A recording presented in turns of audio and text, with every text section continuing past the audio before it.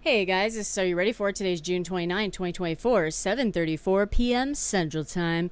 So a lot of people are talking about the debate and how bad Biden did, which was, if you didn't know that Biden was an absolute disaster and that debate shocked you, I don't know where you've been living, because even if you haven't watched Biden, listened to the media, if you're listening to liberal mainstream media, they tell you all the time he's sharp as a tack. He runs circles around everyone, says his press secretary, who's nuts.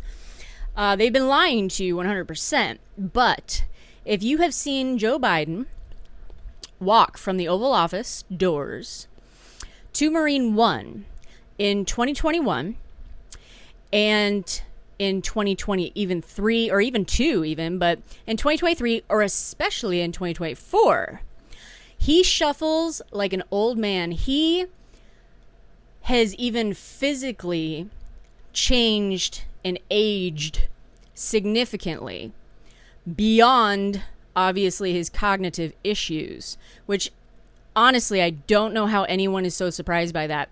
And watching these clips from CNN and MSNBC and even The View, people on The View, when you got the hosts on The View telling you need to go away and bow out and retire, you have lost your constituency. Because, wow, they are ones to go say anything positive about Biden. Has been very entertaining, to say the least. And I honestly don't know if those people believe what they're saying. But I don't know, obviously. Or if they're genuinely just shocked. But beside the point.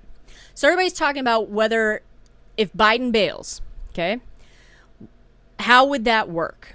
Because the primary is over for, obviously, the Democrats. The convention's coming up. Ballots are being printed as we speak.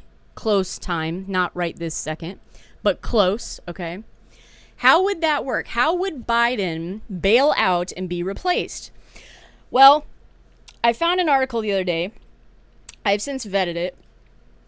I'm going to show it to you, but I'm going to show you Charlie Kirk's post recently that was sent to me too, before I show you the DNC replacement procedure, because ideally, the best time for the Democrats, especially the elites, the DNC elites, the best time for Biden to bail out is actually after the roll call to nominate him for the presidency on the 2024 election, but before ballots are printed. I mean, literally, it is DNC rules and RNC rules are 100% different. They make up their own crap as they go along, which I think is ridiculous because the public has no say in this stuff. And if you're a Democrat right now and you're watching this video, I think you should be livid that if he waits to bail after he's already been officially nominated at the convention, conference, whatever they call their little gathering, and they replace him that way before the ballots get printed type of situation, you should be pissed. And I'm going to show you why. It's insane how they decide their new candidate. It's the elites that decide it. It's unbelievable. And like I said, I vetted this article to make sure it was accurate because I was shocked. I was like, really? That's actually a rule? Like, they came up with that? Like, what? Anyway, so this was Charlie Kirk's post on X, which is it. Well, you know what? I'll go into that in a second because that has to do with when ballots are printed. So this is the ideal time for the DNC and the Democrats for Biden to bow out, okay, is after the DNC roll call. It says if Biden steps aside, dies, or has disability after the DNC roll call, this is what would happen. Any change in the nominee after the roll call vote would be even more of a political disaster, says the so-called article. But here's the procedure. DNC rules give broad power to the committee to replace a candidate in the event of death, resignation, or disability of a nominee. Quote, In the event of death, resignation, or disability of a nominee of the party for president or vice president, after the adjournment of the National Convention, the national chairperson of the Democrat National Committee shall confer with the Democrat leadership of the United States Congress and the Democrat Governors Association, and shall report to the Democrat National Committee, which is authorized to fill the vacancy or vacancies. Are you kidding me? So besides the fact they've absolutely lied to you people for 3.5 whatever years that Biden's competent and able to make decisions and run circles around everybody in the White House, and he's sharp as a tack, and they support him 100%. They've been lying to you so bad about this guy. But beside the point, these people talk about disenfranchising voters all the time. They always talk about how, especially, they blame it on the GOP because they want voter ID. It's like they're disenfranchising voters. They're voter suppression. Excuse me? If you guys pull this in this way, talk about disenfranchising voters. Talk about giving the finger to the voter, the Democrat voter, because you are now using the United States Congress leadership, Democrat leadership in the Congress, Democrat Governors Association, and then the Democrat National Committee gets to fill the vacancy. All of a sudden, it's not even who came in second on the ballot in most states or something. That's not even considered. Like, the voter is completely taken out of this situation. You should be pissed if this happens, because they overrid, it would be overrid, not override. Anyway, whatever. Your vote, whether you voted for Biden or somebody else, it doesn't matter. If you walked into a polling place and voted for any Democrat person for nominee, they just gave you the middle finger if Biden bails out after the DNC roll call. That's insane. I think that's crazy. Absolutely crazy. So then here's Charlie Kirk's situation, because he's talking about how ballots are actually quite coming to print here soon. And it's actually just, he's talking about 3 specific states, and I don't know beyond that. Every state does their own ballots, federal ballots and everything like that at different time periods and all kinds of stuff. The states run the federal ballot system, and that's done by the state legislature. So everybody's going to be different, okay? But then after I go over this, it's not just about the 3 states. He just talks about the 3 states. If he bows out after ballots are printed, there is also a procedure for that. And I'm going to go into that after I read Charlie Kirk's post. I'm going to ditch, this is big, blah, blah, blah. It might already be too late to remove Joe Biden from the ballot. Wisconsin, it's already too late to remove Joe Biden from the ballot. Nevada, after tonight, the 4th Friday in June, it will be too late to remove Joe Biden. Georgia, only a few weeks remain before it will be too late to remove Biden from the ballot. And this came from the Daily Mail he posted. And it says, the Heritage Oversight Project has set their sights on 3 contentious swing states where they believe that taking Biden off the Democrat ticket would not allow anyone else to replace him. Georgia, Nevada, Wisconsin, which this is a lie, actually. Wisconsin does not allow withdrawal from the ballot for any reason besides death, which could be true, okay? In Nevada, no changes can be made to the ballot after 5 p.m. on the 4th Friday of June of an election year, or a nominee dies or is adjudicated insane or mentally incompetent. That could happen. So basically, he can't leave on his own in that sense. If Biden were to withdraw less than 60 days before the election in Georgia, his name will remain on the ballot, but no votes will be counted. Then he talks about Texas. In Texas, the 2 parties' nominees have until the 74th day, which is a weird day, before the election to withdraw from the ballot. Some states, like South Carolina, do not allow candidates to withdraw for political reasons. Well, define political reasons, Charlie Kirk. Like, is not wanting to be a politician anymore a political reason? Anyway, so that's what he posted. And the rules for the states may be accurate. Okay, but there's a way to get around those rules, and here's what it is. If one of these conditions occur, which is the exact same, I didn't screenshot it correctly. It's the steps aside, dies, or disability. Okay, that's what this is talking about too. If one of these conditions occur after general election ballots are printed, and or it is too late to change the name of the candidate printed on those ballots, the mechanism for the DNC to replace Biden is the same. Here you go. Under that scenario, the party would have to inform voters that even though they are voting for Joe Biden, the committee has chosen somebody else for the nomination. After the election, the party would have to try to instruct electors in the Electoral College to cast a ballot for the new candidate. The confusion that a last-minute move like this would cause among voters would make an already challenging campaign even more of an upward climb. And given the unprecedented nature of such a move, it would almost certainly be litigated at the U.S. Supreme Court. Can you imagine if that happened? There'd be a delay, obviously. I mean, Supreme Court can take up something right away if they want to. But let's say there's even a week delay. Biden gets to stay in office a little longer.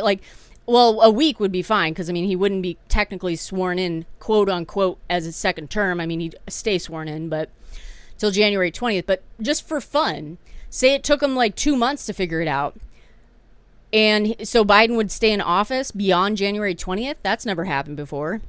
Or beyond, it's never, the date of sworn in presidents, I think, has changed in the past. I'm not sure. But regardless, a president's never overstayed their welcome. So if the Supreme Court didn't take it up in a very quick time frame, he could basically be running his first term longer than any other president in history because of this. And he's being replaced by someone else. And the fact that the party would have to try and instruct electors to do it, I would be very interested to see if the Democrats won, okay, and these electors gave the big finger to the DNC and the Democrat Party and voted for Joe Biden or somebody or someone random, who knows? I don't know how that would go down, instead of who they want. That would be so amusing. Oh my God. To have the electors literally just, screw you, I'm going to do what I want to do. Because that's the difference between the RNC and the DNC.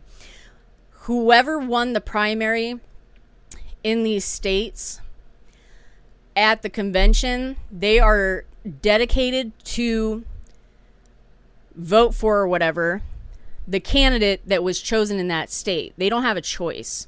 When it comes to electors, though, regarding the Electoral College, is kind of a similar situation. There can be defectors, okay, who are electors. They can defect and do whatever they want, kind of thing. But nothing that's happened in the past where people have been defected, but there weren't enough of them to make a difference. Beside the point, they're pretty much bound in the RNC procedure prior to the election. Not so much in the Democrat Party. Period. They're not. So literally they could pick someone else if they wanted to, even if Biden doesn't bail. Even if Biden doesn't bail, these people that are nominating the presidential nominee are not bound to who won the presidency seat in these states. So technically, the DNC and leadership could pressure all these people where he won in, everywhere, New Hampshire, California, whatever these little stupid primary states were, and be like, don't vote for Joe Biden. We don't want him to bail. We don't want him to get, have to do this on his own. We don't want to say he's incompetent, and we don't want to knock him off. So just vote for Gavin Newsom instead. Period. They could literally do that. And at the convention, they could swap Biden out. That was the other procedure type. It was not even a procedure because it's not a rule. That's like the backdoor way of doing business. So Biden wouldn't have to bail, die, or be disabled. He could just literally be told, goodbye, we're voting for so-and-so instead. That's how he'd be replaced that way. They'd have to get everybody to defect to a specific nominee, some candidate. So that's how the DNC replacement procedure would go. If Biden bails after the DNC convenes and nominates him, and if ballots are already printed at that point and he bails. So I found that very interesting, how crazy the DNC is on replacing a presidential nominee by giving the fingers to all of their voters. I thought that was crazy. The elites literally pick your nominee. That's crazy. Beside the point, I'll end this with my opinion. So if you don't want to know anything else, you should shut off. But of my opinion of who would replace Biden in any of those situations, whether it be replacing him as a nominee by vote at the convention, or he has to be replaced by one of the two procedures. I honestly think Gavin Newsom would be their best bet. And the reason I say that, for some reason, he's well liked. I don't know why. His state's in hell. Absolute hell and chaos and homeless. And I mean, there's just so much wrong with California. It's insane. And Gavin Newsom has literally said, California is the blueprint for the United States. It's like, oh my God, Jesus Christ, stay the hell away from me. I don't want to be walking past poop, syringes, homeless people, have to get rid of my gas car and all kinds of crazy shit. And increase a bunch of taxes and increase a ridiculous amount of tax on gas so that people can't afford the gas, so they try and go EV. I mean, it's just, California is a joke. It has become a joke. But beside the point, he's run that state into the ground. But he's well liked for whatever reason. He is 100%. He did a debate that was not official, obviously. I think it was by Hannity on Fox, I think. I only watched some of it. I didn't watch all of it. Against Ron DeSantis. And Gavin Newsom is extremely smooth in a sense that he knows how to spin like perfect. He knows how to spin stuff against a GOP candidate. I wouldn't even just say DeSantis. I mean, he spun it against the whole GOP, but beside the point, he is a smooth talker. He's able to spin whatever is said by a GOP person and make it horrible, even though it's a positive thing, a horrible thing, and make it somehow a good thing that he'll be able to fix it, but he won't say how he fixes it, just that it's a horrible thing the GOP is doing, and we will fix it. It's basically that. But he's very good at spinning. He's a smooth talker. Obama was a smooth talker. He's excellent at pretending to be middle of the road when he speaks, and lies directly to your face. I mean, he lied about Biden. He's like, he's sharp as a tack. Like right before the debate the other day, he said that to like reporters, like all the reporters from every network. He said that to. But he can lie to your face. I mean, that guy's Satan in that sense. I mean, he's crazy. He's crazy how he functions. But he could easily slide in and not skip a beat, meaning policies wouldn't change. He's a household name. He's well known. He's well known on a global stage. He's met world leaders, so he's not a nobody. Okay, he's not from left field, and he's not just someone who'd exist like Robert Kennedy Jr. type of situation where he's well known, his family name's well known, but he's not been everywhere all the time. The dude was a lawyer for, what was it? Like climate crap, if you will, lack of a better term, like environmental shit.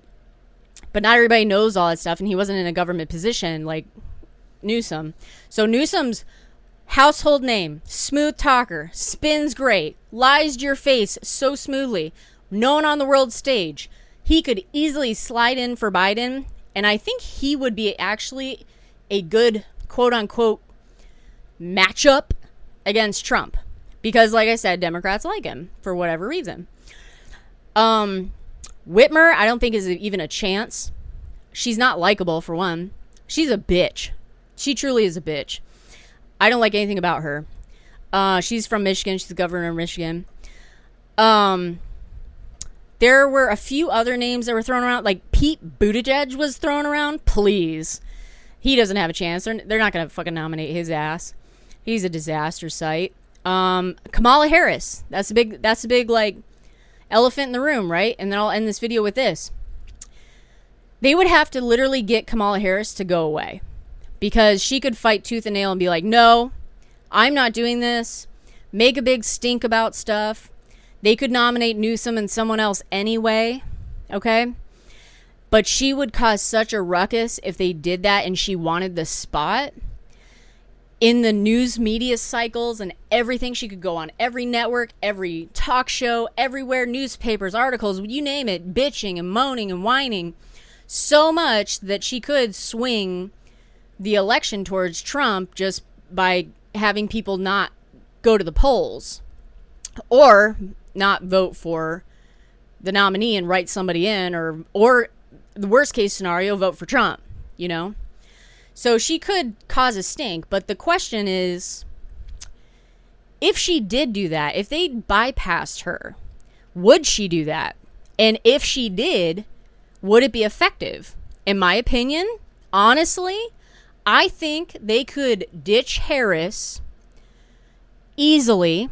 She could go on every network show, every talk show, and it wouldn't make a goddamn difference because nobody likes her. Harris has nothing to run on for accomplishments for herself, and it's not like she wasn't given tasks. Okay, she's the border czar. She had to do with AI. She had to do with voting rights. All this stuff. She hasn't accomplished anything in any of those areas at all.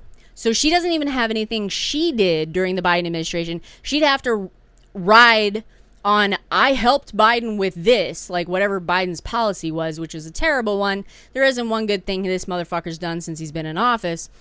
But she'd have to ride his coattails and just say, well, I helped him, or whatever the hell. Because she can't point to anything she did. She's not likable. She's awkward. She's a totally different person than she was in the Senate. 100%. Okay? The Democrat Party doesn't need a box checker right now. They don't care about a glass ceiling being broken. They don't care about a monumental moment of a woman president, more or less a colored one. They don't care about those milestones. They care about staying in power and beating Trump. A box checker is irrelevant right now. She could easily be pushed aside whether she likes it or not. And I don't think the country would give a damn one way or the other. It would all go to who got nominated, whether people stay home or they go to the polls or they vote for Trump. I think ultimately, whether Biden stays or goes, the Democrats could lose this election to Trump. Not because Trump got more votes per se, but so many voters stayed home that their turnout will be so fucking low, they don't even have a chance of winning. And if they lose the amount of the black vote percentage-wise that has been like tossed around in the last 6 months, which keeps going towards Trump, they will automatically lose as long as those blacks go to the polls and votes for Trump. Not that they stay home. But if they go to the polls and vote for Trump in, I think it's like 16% or something, like a really small number, goes towards Trump, the Democrats automatically apparently lose. Like, that's how important the black vote is to the Democrat Party. And that's why they lie to you guys all the time. That's why they always promise you shit. Like, what the fuck did Obama do for you? I mean, he gave you Obama phones, and he passed the Obamacare ACA, which is a disaster, which Biden is touting recently, which is hilarious. But it's like, Obama didn't do anything for you. Prior presidents didn't do anything for you. Clinton put you guys in jail. I mean, Biden, what the hell's he done for you? It's like, they lie to your face all the time. Why you guys keep voting for Democrats, I don't know. I mean, I'm not saying you should vote Republican. I'm surprised you go to the polls at all. I really am. So, but I do think the Democrats, regardless whether Biden stays or goes, they're going to have a turnout problem. Whether that turnout problem swings the election is questionable, but a lot of people are going towards Trump. And after that debate, regardless of how bad Biden did, Trump shined. He was measured. He was disciplined. He did not come out like a cannon. He did not intentionally, or even, I don't even think he did at all, interrupt Biden. He was very smart in letting Biden ramble, because that's what buried him. He was articulate. I mean, he was Trump. He was Trump. The only thing that got removed from Trump is colorful language, possibly getting a little, like, you know, bombastic and name calling or jabs or whatever. Like, he removed that type of shit, except for during a golf thing.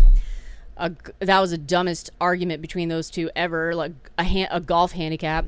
But beside the point, all the crap that independents, especially, not even just Democrats, but independents hated about Trump, or hate about Trump, give me one sec, was removed during that debate. So they're able to see Trump, that he is very capable and willing and able to act presidential when he wants to. It's just his personality to not. But he gets the job done. So the whole old adage, are you better off 4 years ago or today? If you say you're better off today, you must be a million, billion, trillionaire. I don't know, a Democrat elite. Like, I'm not. I'm like, oh my God. I got my electric bill, and this is the end of this video, I promise. I got my electric bill for this past cycle, and it was like $170, okay, which is very rare, okay, because we're very conscious of turning things off and keeping the AC at a certain thing and blah blah. And I was like, but it's been really hot, so I'm like, well, what did we use last year? And we literally used basically the same wattage last year during this time frame, and it was like $108 or $109, maybe $110, something like that. So electricity has climbed, energy prices, gas, everything, but energy prices have climbed so significantly that this is the first time I really got hit. Like, I've been getting hit, everybody's been getting hit, and I've noticed the increase on every bill. But it was a significant increase this time, and I was like, holy shit, what the, like, did something change? Like, and then I was like, wait, rates changed for summer rates, right? Because there's always winter rates and summer rates. And I forgot that the summer rates are terrible and rape you even more. But the point is, the summer rates last year compared to this year are pretty difficult to deal with. So a $170 bill didn't break me, obviously, but was kind of a shocker. And was kind of like, fuck you, Biden. So if you're better off now than you were 4 years ago, let me know. Because I'd love to know what the fuck's great in your fucking life.